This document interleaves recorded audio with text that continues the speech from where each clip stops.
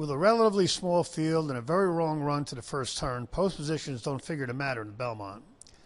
But with the top contenders close to ability, ground loss and jockeys' decisions might.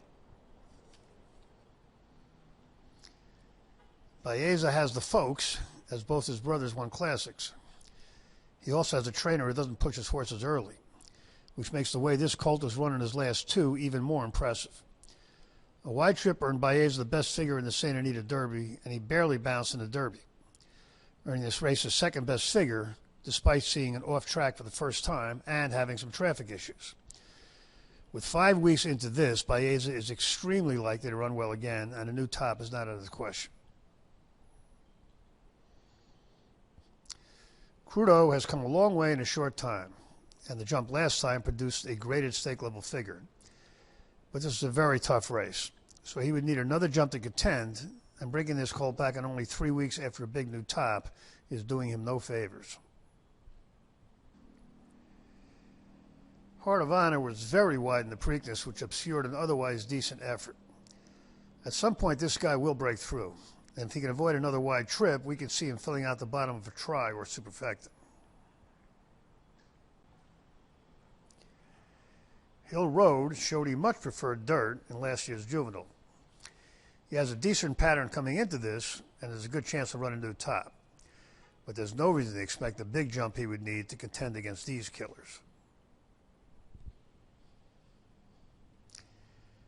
Make a list of the horses over the last 25 years that ran big in both the Derby and the Preakness, and not just those going for the Triple Crown, then were able to run their race again in the Belmont.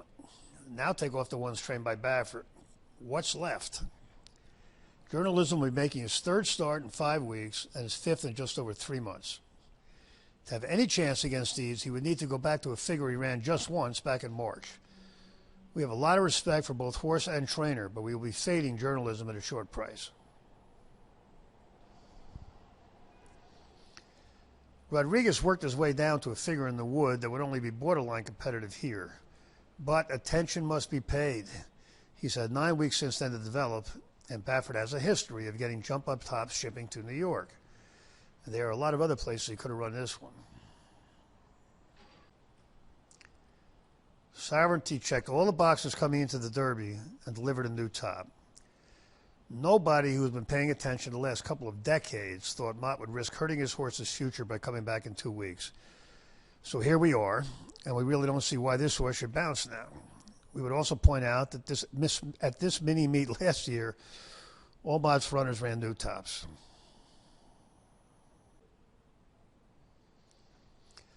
Uncaged is slow with a weak pattern. If he won, it would be the most unlikely result since Datara.